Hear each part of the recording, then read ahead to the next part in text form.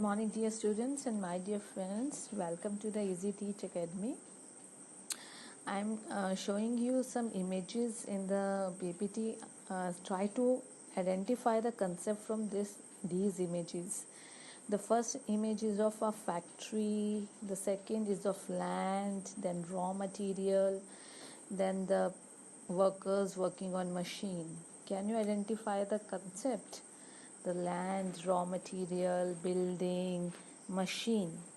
I hope you must have got you have must identify the concept. आपने identify कर लिया होगा इन images से मैं किस कंसेप्ट के बारे में बात कर रही हूँ.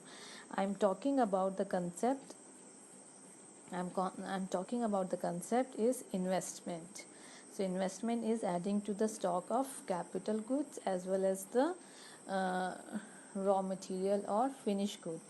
As we know that investment is of two types, that is fixed investment and inventory investment. So the concept is investment. Do you know what does investment leads to? Investment से होता क्या है? बताइए क्या होता है इन्वेस्टमेंट से. तो someone will say that it will lead to increase in income, it leads to increase in employment, it leads to the number of machines, तो कैपिटल गुड्स का स्टॉक बढ़ जाता है. Very good. तो इन सब से क्या होता है, हमारा प्रोडक्शन बढ़ता है. इन्वेस्टमेंट से प्रोडक्शन के साथ साथ एम्प्लॉयमेंट बढ़ती है और इनकम बढ़ती है. एक सिंपल इजी लैंग्वेज में हम बात करें कि अगर कोई फैक्ट्री सेट करता है, if someone is setting the factory, तो उससे क्या होगा, उससे एम्प्लॉयमेंट बढ़ेगी, उससे इनकम बढ़ेगी. तो इस वजह तो जैसे ही हम इन्वेस्टमेंट करते हैं उससे एम्प्लॉयमेंट बढ़ती है, इनकम बढ़ती है. तो आज का हमारा कंसेप्ट भी यही है. And this is the concept of investment multiplier, and the other name of investment multiplier is output multiplier, and the symbol for the investment multiplier and output multiplier is K, is capital K. Now let's understand what is the concept of investment multiplier. It refers to the ratio of change in income and change in investment. So the focus is change. This is the topic related to the change. So it refers to the ratio of change in income to change in investment. Investment में change आने की वजह से income में कितना change आएगा, उसकी जो रेशियो है that is called investment multiplier. और it refers to number of times by which increase in income exceeds the change in investment. यानी जितना हमने इन्वेस्टमेंट में चेंज किया उसकी वजह से इनकम में कितना चेंज आया है, that is called investment multiplier. And the formula for the K is delta Y upon delta I. Delta Y stands for income and delta I stands for investment. And we are talking about delta. So it means this concept is related to marginal propensity to consume. It has no connection with the APC. क्योंकि यहाँ delta आ रहा है, change word आ रहा है, तो इसका connection हमारे किस वेरिएबल से है. It is related to MPC and MPS.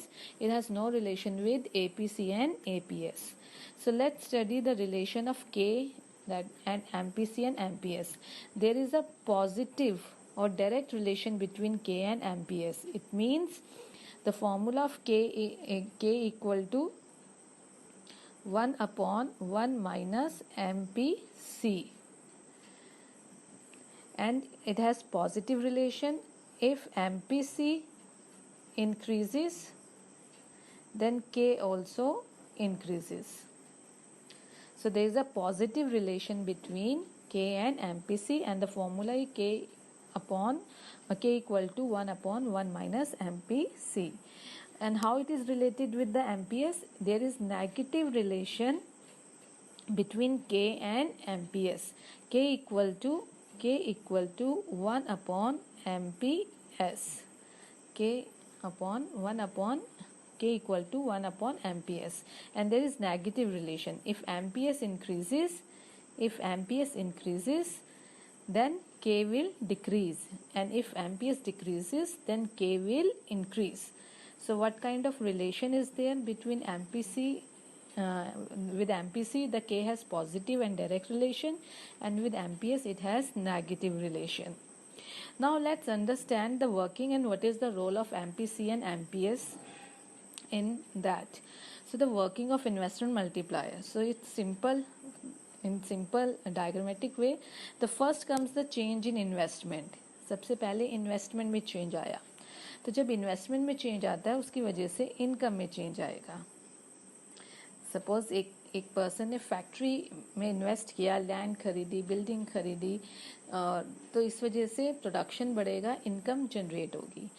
फिर इनकम में से ही हम कंजप्शन करते हैं. So if there is a change in income, अगर हमारी इनकम में चेंज आता है तो उसकी वजह से कंजप्शन में भी चेंज आएगा. और फिर the consumption of one person is the income of the other person, तब उससे क्या होगा, चेंज इन कंजप्शन की वजह से चेंज इन इनकम आएगा.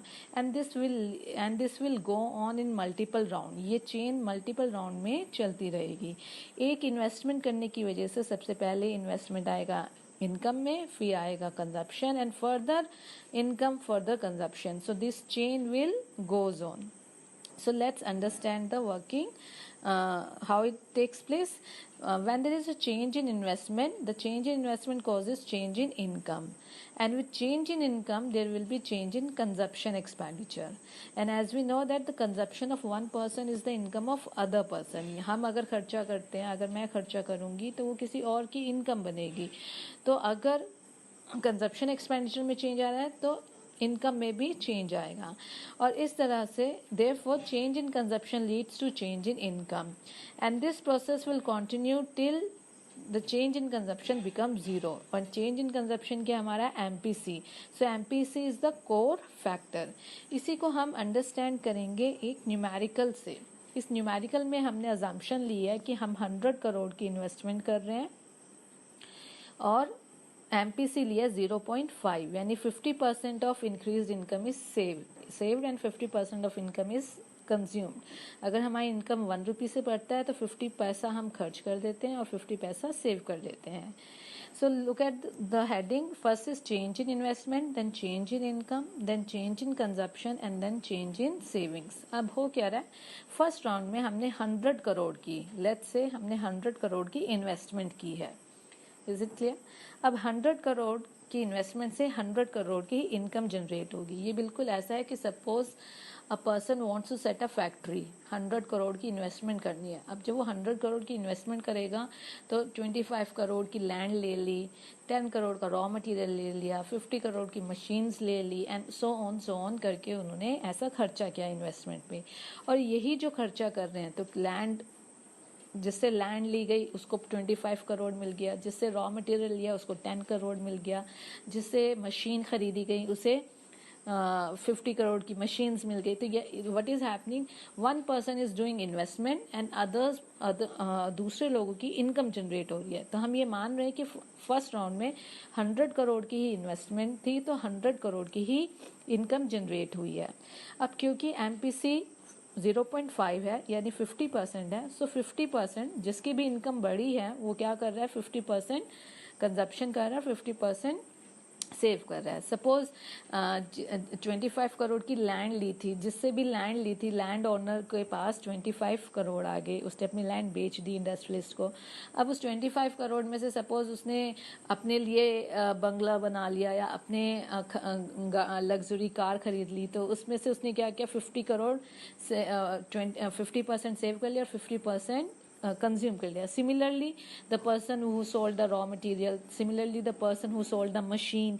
इस तरह से जितने भी लोग थे इन्वॉल्व हैं, हम एक एग्जांपल ले रहे हैं, उन सब मिला के इकॉनमी में क्या हो गया, MPC 50% थी तो 50% कंजप्शन एक्सपेंडिचर किया और 50% सेव. अब हमें पता है कि कंजप्शन जो खर्चा करेगा वो एक पर्सन की एक्सपेंडिचर दूसरे पर्सन के लिए इट्स अ इनकम. तो सेकेंड राउंड में change in consumption is the change in income. तो चेंज इन इनकम कितना आया, 50 करोड़. फिर इस 50 करोड़ में से क्या हुआ, ये चेन बनती जा रही है, इज इट क्लियर? इकोनॉमी में एक चेन बनती जा रही है। जिनकी लैंड जिन्होंने सेल की, जिन्होंने रॉ मटेरियल सेल किया, जिन्होंने मशीनरी सेल किया, वो कंपनी फर्दर अपना एक्सपेंडिचर कर रही हैं, वो आगे फर्दर दे रही हैं। तो अब क्या रहा है, एक चेन स्टार्ट हो गई है, एक फ्यूजन चेन स्टार्ट हो गई। अब 50 करोड़ सेकेंड राउंड में इनकम है। कैसे? हमने माना कि जितना खर्चा होता है उतनी ही इनकम जनरेट होती है। एक पर्सन का खर्चा दूसरे पर्सन की इनकम होती है। तो अब क्या हो गया, फिर 50 करोड़ की इनकम जनरेट हुई सेकेंड राउंड में। अब उसमें से 50% सेव एंड 50% कंज्यूम, यानी 25 crore save and 25 crore consume कर लिया गया। अगेन ये 25 करोड़ नेक्स्ट राउंड में क्या बन जाएगी, द इनकम। एंड अगेन इसमें से 50% सेव और 50% consume. So this process is going on going on going on. अब ये प्रोसेस कब तक चलेगा? ये प्रोसेस तब तक चलेगा जब तक इस 100 करोड़ की वजह से 200 करोड़ की इनकम जनरेट होगी और 100 करोड़ की कंजप्शन और 100 करोड़ की सेविंग्स नहीं होती। अब ये कैसे हमने लगाया, बेसिक फॉर्मूला के का लगा दिया, डेल्टा वाई अपॉन में डेल्टा आई। के की वैल्यू हम कैसे निकाल सकते हैं, 1 अपॉन में MPS। तो अगर MPC 0.5 है तो MPS 0.5 होगा। तो के की वैल्यू आ जाएगी 2 टाइम्स 1 अपॉन में 0.5 करेंगे तो कितना आ जाएगा, 2 टाइम्स आ जाएगा। अब जब 2 टाइम्स है तो यहाँ 2 रखी वैल्यू और डेल्टा वाई हमने निकालना है, डेल्टा आई 100 है, तो 100 इंटू 2 करेंगे तो हमारे पास कितना आ जाएगा, यानी डेल्टा वाई कितना चेंज होगा। ये प्रोसेस तब तक चलेगा जब तक 200 करोड़ की इनकम जनरेट नहीं हो जाती, जिसमें से 100 करोड़ कंजप्शन हो जाएगा और 100 करोड़ सेव हो जाएगा। आई होप आपको ये न्यूमेरिकल समझ में आया होगा। इसी का ये एक्सप्लेनेशन दे रखा है कि किस तरह से वर्किंग होती है इन्वेस्टमेंट मल्टीप्लायर की। फिर से मैं आपको एक बारी बता देती हूँ, उसी न्यूमेरिकल को हमने कैसे किया। के वॉज डेल्टा वाई अपॉन में डेल्टा आई। अब के की वैल्यू निकाली हमने 1 अपॉन में MPS करके, यानी 1 अपॉन में 0.5, इट मीन्स 2 टाइम्स, और 2 टाइम्स यहाँ पुट किया। डेल्टा वाई हमने निकालना था और डेल्टा आई हमारा था 100, तो क्रॉस मल्टीप्लाई करेंगे तो 200 करोड़। तो इस तरह से ये प्रोसेस तब तक चलता जाएगा जब तक 200 करोड़ की इनकम जनरेट नहीं हो जाती और 100 करोड़ का कंजप्शन और 100 करोड़ की सेविंग्स जनरेट नहीं हो जाती। इसका मतलब है, देखिए 100 करोड़ की इन्वेस्टमेंट की वजह से 200 करोड़ की इनकम जनरेट हुई है। So this is called investment multiplier. So whenever there is a change in investment, there will always be change in income also, and the ratio between change in income and change in investment is called investment multiplier. I hope आपको ये concept समझ में आया होगा. Have a nice day.